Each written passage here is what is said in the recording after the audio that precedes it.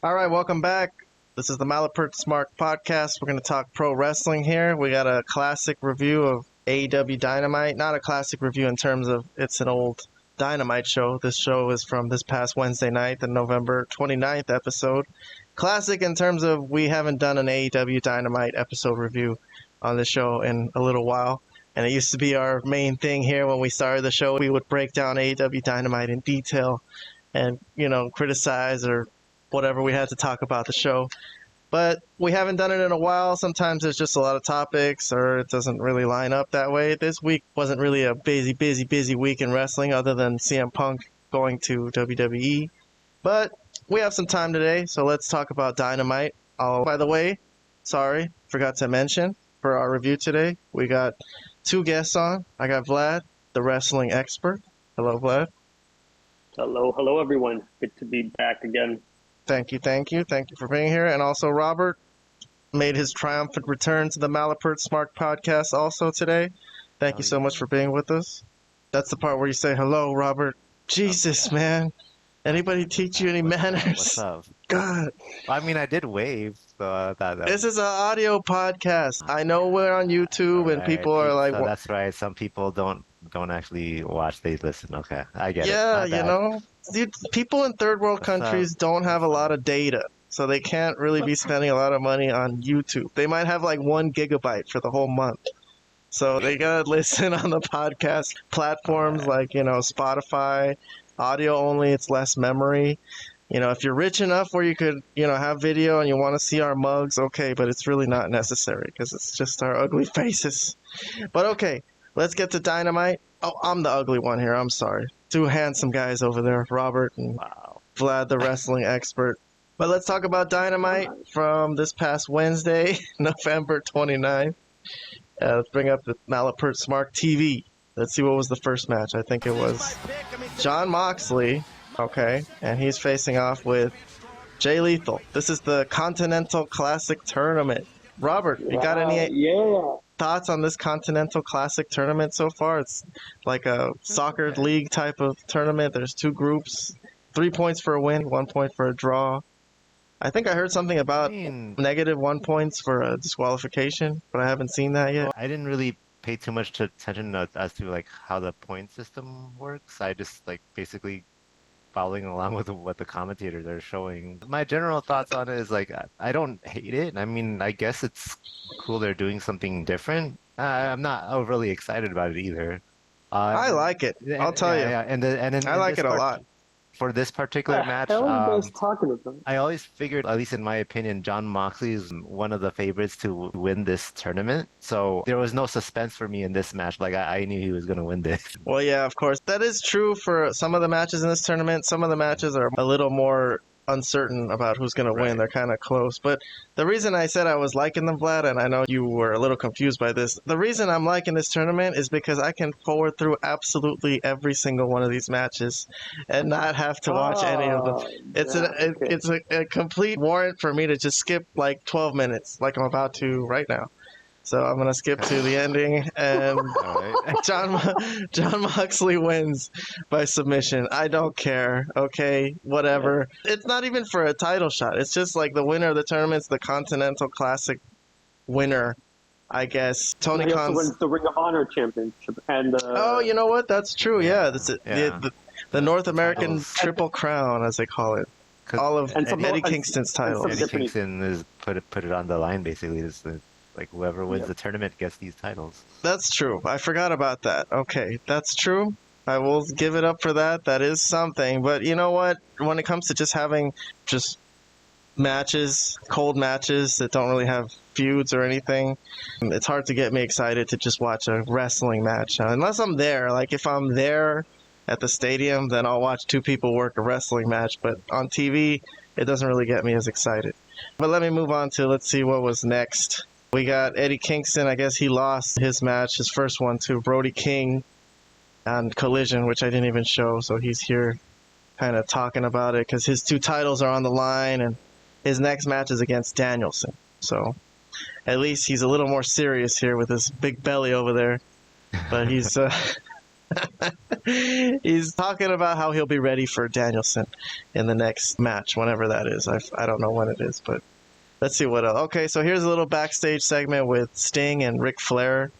I'm not really going to play this one either. They announced where the match is going to be, Sting's last match. Somewhere in North Carolina, right? Somewhere in the South where they had fans back in the day. WCW territory, sure. Yeah, Ric Flair actually got some mic time here to talk, and I think this is a bit of a controversy that some people were talking about, how they didn't like that Ric Flair is back, and it was a little hypocritical that Tony Khan was talking about Vince McMahon's sexual harassment problems and then hires Ric Flair.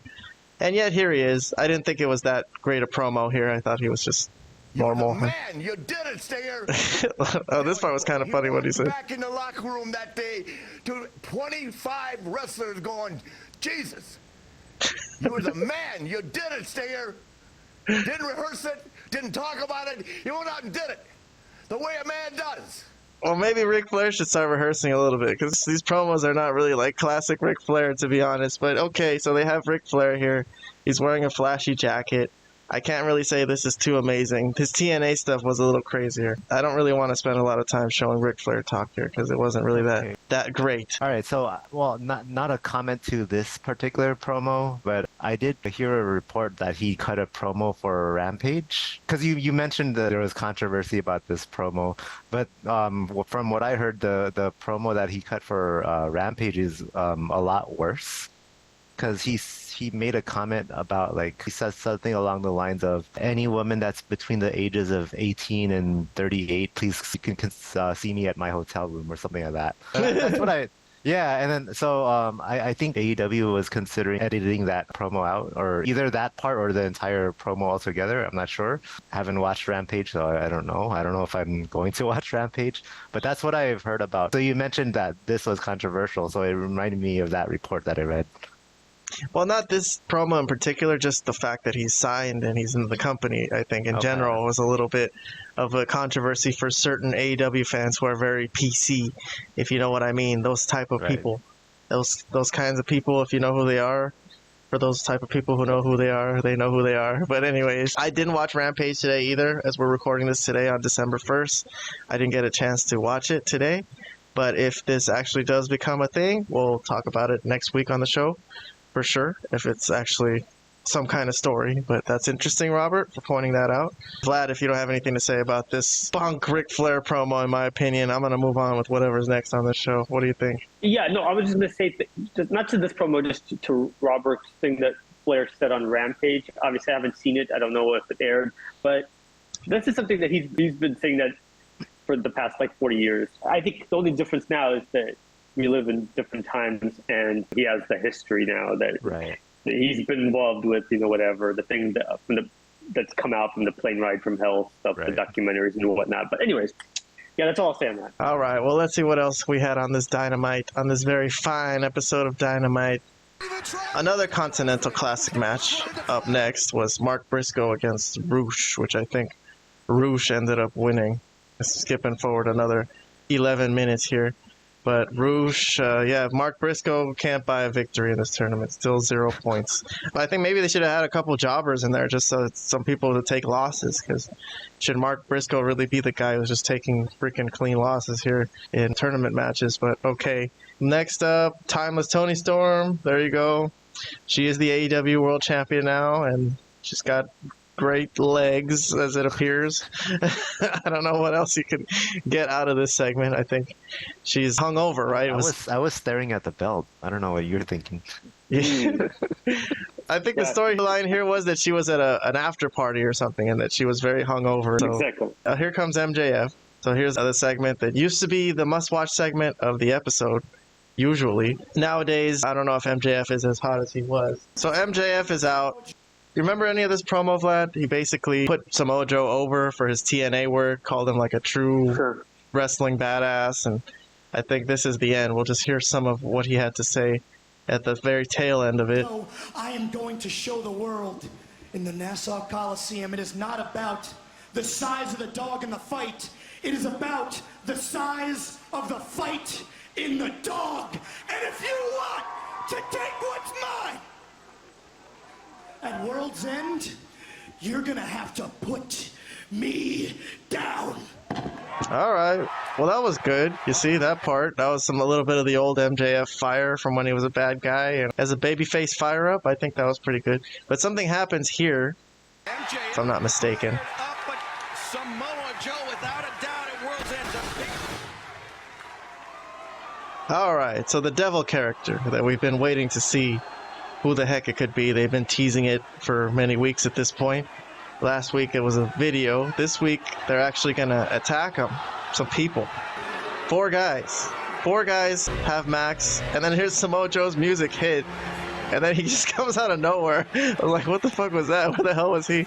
And they really need to hit his music for that, but okay. And Joe comes in and clears the ring. The commentators later try to say that whoever this is has some kind of control over the production truck or something like that, right? Okay, here's a message. In the shadows, our games begin next week. MJF and Samoa Joe, will you face the unknown in a tag match? Are you a hero, Max? This writing is what comes on the screen. And Max is going to respond to that by accepting the match because Joe, I think, doesn't really want to do it. For some reason, Joe has given himself the task of protecting Max. I'm so sick of your Scooby-Doo bullshit! Let me explain something to you! I am not dealing with your crap when I got that guy breathing down my neck at World's End. No. I am going to take out all of your men one by one. I am going to unmask you, you coward. And next week, you want a tag match?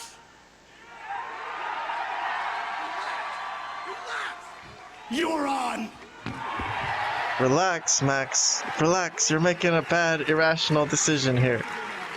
So this is bad for Joe because Joe doesn't want to be involved in that. But yet, for some reason, he said, I'm going to take care of you. I'm going to make sure you show up to our pay-per-view match healthy, which is kind of stupid in my opinion.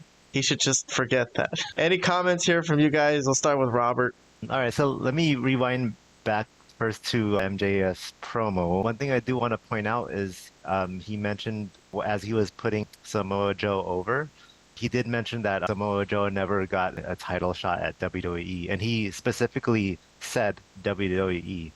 When he said that, in my head I was thinking, because I don't know if there's been any official reports as to whether he's actually resigned to AEW or not, but the fact that he took a dig at WWE there leads me to believe that he has resigned. It just hasn't been announced. That's just my thinking. I could be wrong, but I think he's not going to be signed by WWE. I agree with you. Because otherwise he wouldn't have taken a dig at WWE like that. And that's just my opinion. I don't know who the people behind the masks are, but one thing that I thought was kind of dumb, you didn't play it in the recording, but I think if I remember correctly, at some point the commentators were saying that Tony Khan authorized this match between Samoa Joe and the Unknown. Well, then, if that's true, wouldn't that mean that Tony Khan knows who the Unknown are? Because it would have to be like people that are under his employment, right? Like for him to authorize that match. It doesn't make sense, but I thought it was that's an interesting dumb. point, Vlad. That's an interesting point. But am I tripping? Didn't the commentators at some point right after that mention that Tony Khan agreed to that match happening? But that's not the first time that unknown people in a mask have been booked for a match. Okay. There have been times where we don't know who it is, but they're still out there.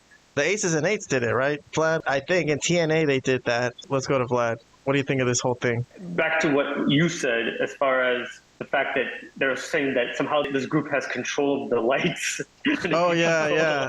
Yeah, they're trying to finally point that out. I think that's been a criticism of all the stuff when the lights go out for a while. So the fact that they said this group has... But why would this specific group have control of the lights unless they're saying that Tony Khan is the leader? Tony Khan is the leader of this group.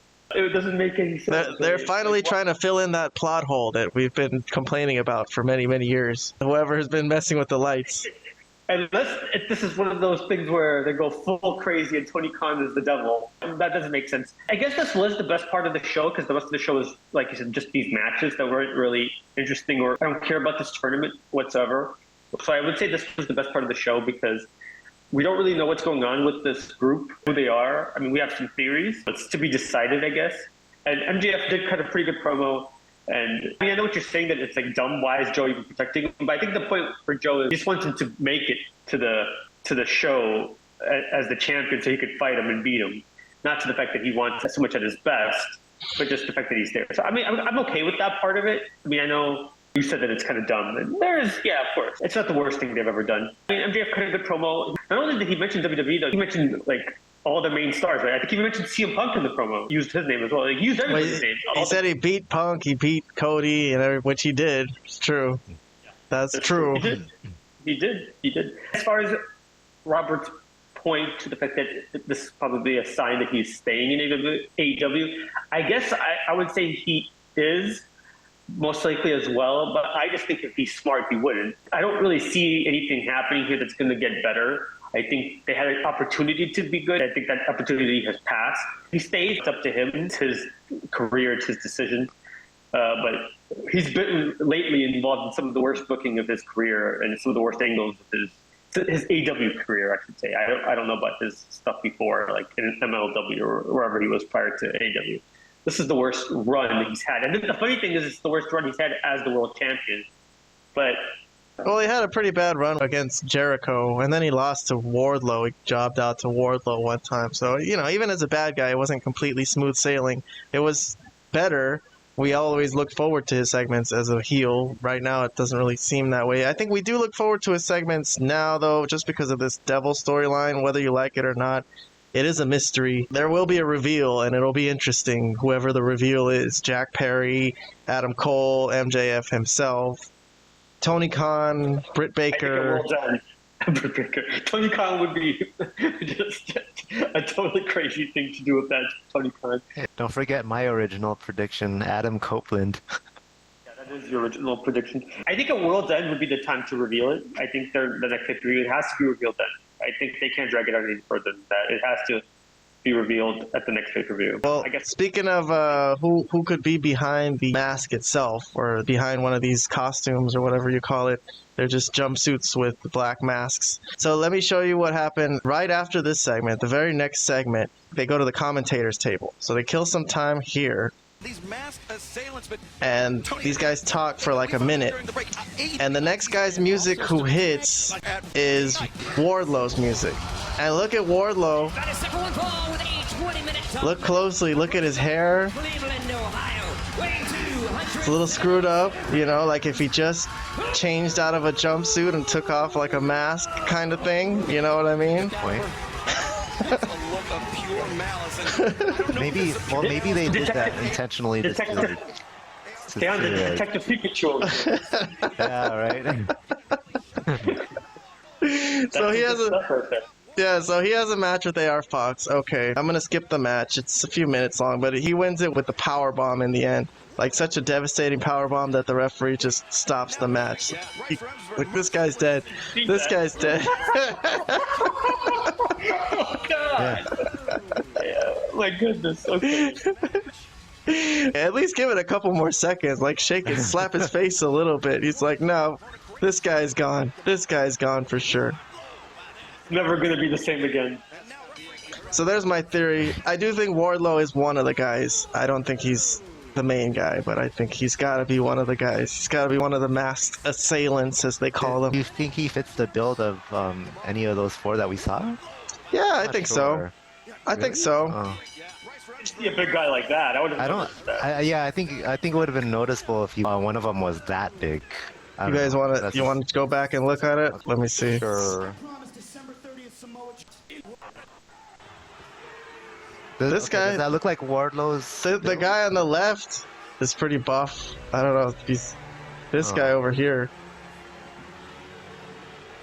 Okay, I don't know. I'm not seeing Wardlow in any of them personally. You're not wrong. You definitely could be right. You could be onto something with the hair thing. That was a good catch. So maybe, but I still like the idea of it being Adam Cole. Yeah. Adam Cole and it probably will be Adam Cole still. That's my main guess. That's my guess. All right, moving on. Oh, this is a 6-man tag.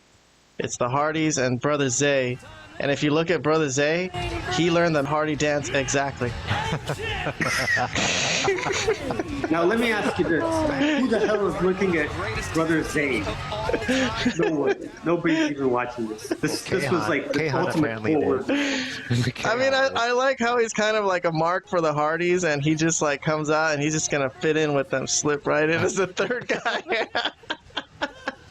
He's the third wheel. Yeah, brother Hardys and Brother Zay. Brother Nero, Brother Zay, and Broken Matt Hardy. Anyways, yes, this is the Dante Martin return match that we talked about on Collision. That was such a big deal. So I'm going to skip that match. The Top Flight won, and then Penta came in and challenged them. Penta, who was responsible for Dante Martin's injury in the first place. God, we're really getting into some nerdy wrestling here.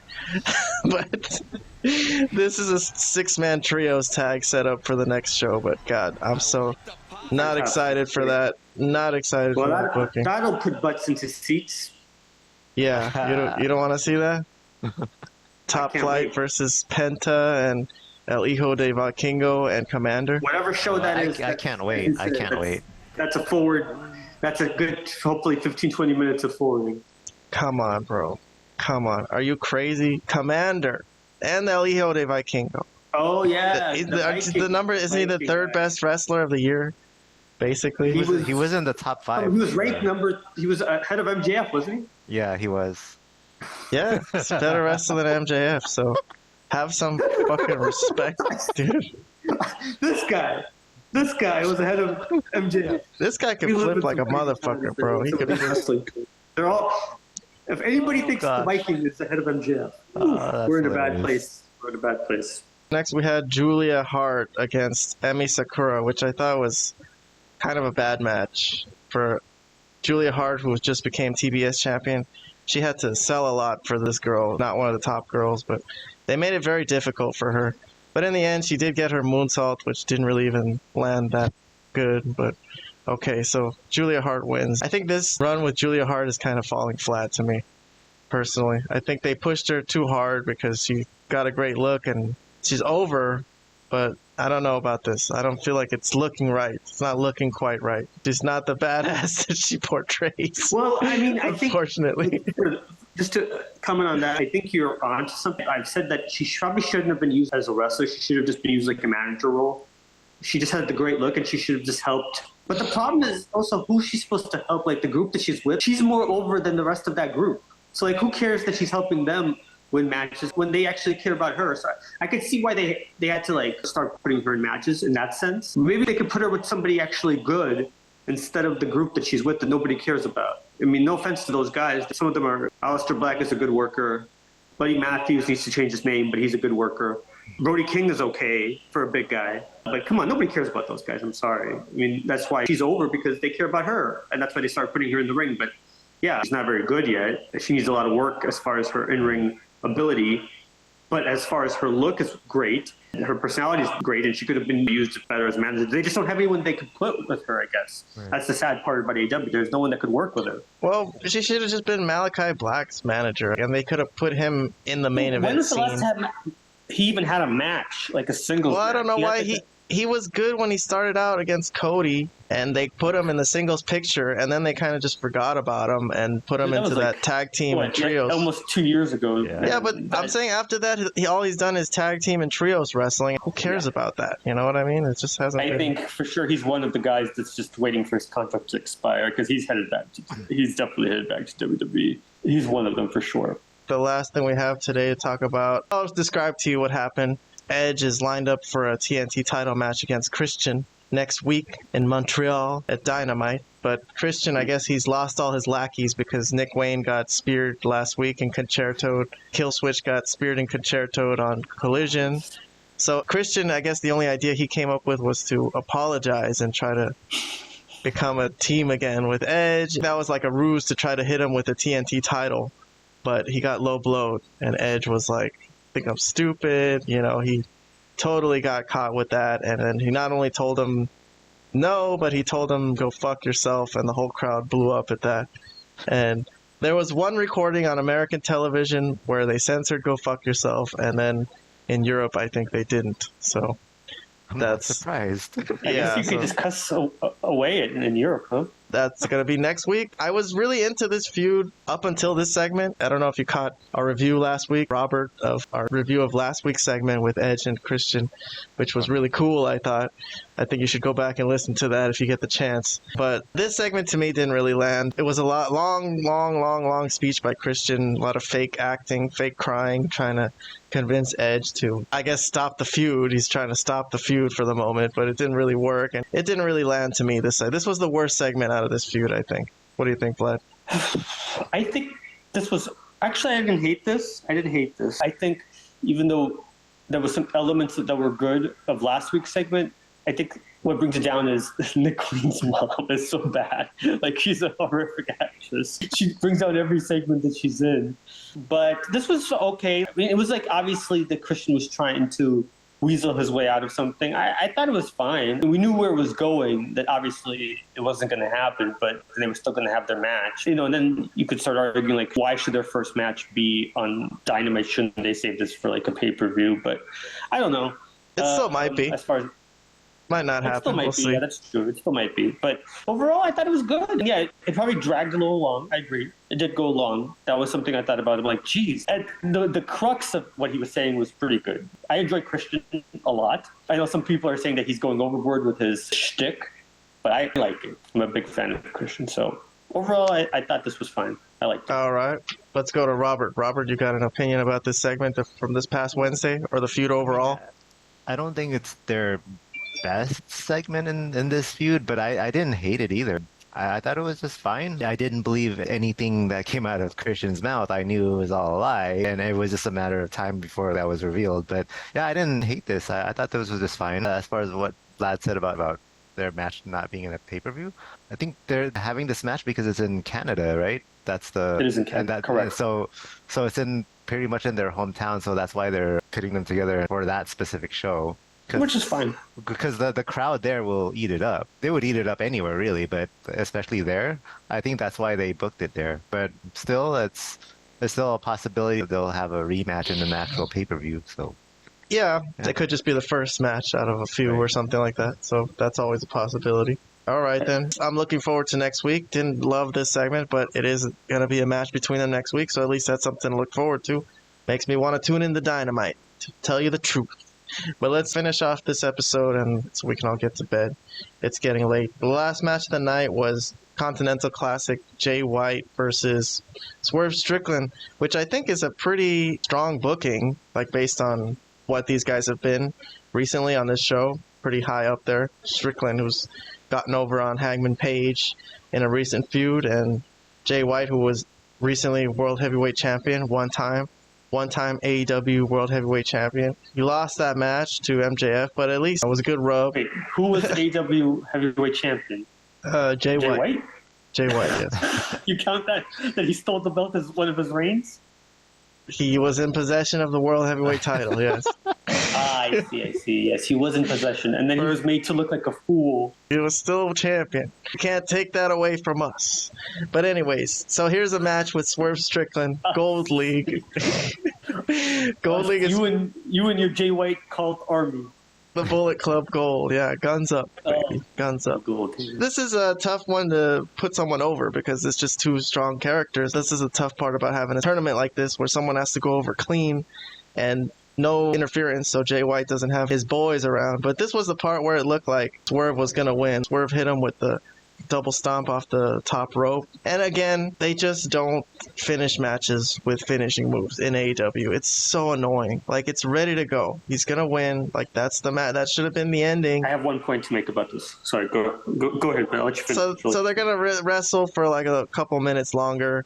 And instead of having it finish off a finishing move, it'll just be like a roll-up or a tight roll-up. I guess they like finishing matches up like this instead.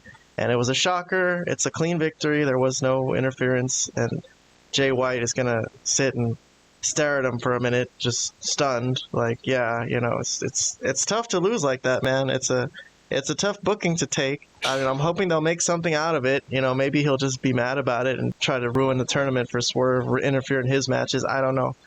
But so Jay White looks gutted. He looks like his gut has been ripped out of him, and he doesn't pick up the 3 points. So Swerve Strickland is up there.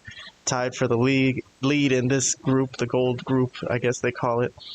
And Swerve Strickland leaves with victory. Did you have something you wanted to say, Vlad, about the false finishes? No, I just in want to AEW, say maybe? not so much about this match or the tournament so far. It's AEW. I DVR this on. I use YouTube TV, and their shows never. The DVR always stops before the matches end. I have no issue with any other wrestling show or any other show. Period. AEW, specifically Dynamite, has this issue all the time, and it's so annoying. And someone's like, "Well, why don't you just record the next thing? Because you know that's going to happen." Yeah, record the next show too. Dude, Because you know you watch wrestling, this is what happens with them. no, they need to freaking figure out how to end their shows up where I don't have to do that, man. That's just dumb. Figure it out like every other show. If you need to go over, then tell the network you're going to go over, and then they'll record. That's my only complaint. It just, come on. It happens all the time. It's not good. It's not good, guys. All right. Well, Rob, did you have anything to say about Jay White and Swerve booking? Yeah, well, first a comment on Swerve's booking. Now, a while back, well, I think it was like a couple of years ago, when Britt Baker and Thunder Rosa had that hardcore match. You remember that one? Yeah. I think Britt Baker lost it. But anyways, after that match, to me, that was like kind of a turning point for her career. Because after that match, she was pushed really hard. So after Swerve's hardcore death match with Hangman Page, I kind of thought after the match, Swerve is now going to get that Britt Baker push. Oh, yeah. That was my thinking. And then Five-star match. Yeah, so far everything that's happened since that hardcore match hasn't, led me to, think otherwise. I didn't call it a 5-star match, but okay. Not you. I did. Okay. So Yeah. so far everything that's happened as far as like the booking for Swerve hasn't led me to think otherwise. I still think he's gonna get like a similar push as to what Britt Baker got after that hardcore match. So I wasn't surprised that he went over Jay. I didn't like the finish, but I wasn't surprised that he won. I still think Jon Moxley is the favorite to win the tournament, still over Swerve, but I do see them fighting at some point in the tournament, and Swerve will still look strong even if he does lose to Jon Moxley. And All right. That's all I have to say about Interesting prediction. I have not even thought to make a prediction for this Continental Classic tournament, but interesting that came to your mind, Robert, to actually care. I'll say real quick. I agree that if they're going to make Swerve, they should actually have him win this thing, whatever this is, whether we care about it or not. I guess of all the guys in it, if they're really pushing like that, they might as well have him beat all their main guys. He should beat Moxley. He already beat Jay White. I forgot who else is in this thing. Well, I think the other group has Danielson. He should beat everybody. He should just run away with this tournament, I feel, if they really want to push him. That's the direction that they're going. I like Swerve, but I didn't particularly like that crazy match that they had because it was just insane. But let's not, we've already reviewed that, and I don't want to dwell too much on that. Go look at our review. We didn't hear what Robert's thoughts about it. So did you like that match, Robert? Well, in general, I don't like death matches. It's okay, but I that's just not the type of match I like to see. And yet you think Tony Khan is going to push Swerve to the moon because of that match. That's his type of match. Yeah, that's his Britt Baker afterwards. So he's hardcore, man. He deserves a push. So that's why I feel like Swerve is going to get a Britt Baker push. But we'll see. I could be wrong. Yeah, you might be right. I could see that. All right, well, look, this was the first AEW show post WWE stealing Punk away. AEW Dynamite first full show. Do you guys have any idea of a grade you might give this show? Since you guys both saw the show, Vlad, can you give it a grade? This was pretty bad. I know. Are you in the D range? Mostly matches that nobody cared about. I'm gonna go quick. I'll say it was probably a D. It was a D. It was not a good show. Not a good show at all. Man, I think I'm with you. I'm gonna say D also. Robert, you're on the spot. Pretty much the same. Overall, I didn't enjoy this episode, so I'll say D also. Man, if AEW don't turn MJF back to heel soon, I think they're in trouble, man. I think that's what should be the conclusion of the Devil storyline. I think it should be MJF himself. That MJF should be the Devil? Yeah, I think it should be like Vince McMahon, like the obvious thing, but everybody should have known all along. But it's me, Austin. Yeah, I think that's what would be best for business, dude. Like, they need MJF as a heel. I think that's the biggest problem with the show. I think they could still compete with WWE if they just give the show to MJF as a heel. They got to do it. They got to pull the trigger. He's got to be the devil. If he's not the devil, then they're fucked. If he's not the devil, this show is going down the tubes. That's my conclusion. All right, then. Thank you guys for joining us for wrestling. It's wrestling talk from the past week. Thank you for listening. Whoever listened, subscribe if you want to be notified about more clips that we put out. But I want to thank Robert so much for coming on, man. I know you've been going through some shit, but good thing that you're okay. Thanks. I second that. Here. Vlad, the wrestling expert, thank you also. I'm glad that you're okay also. And that'll be it for this week. We'll see you guys next week.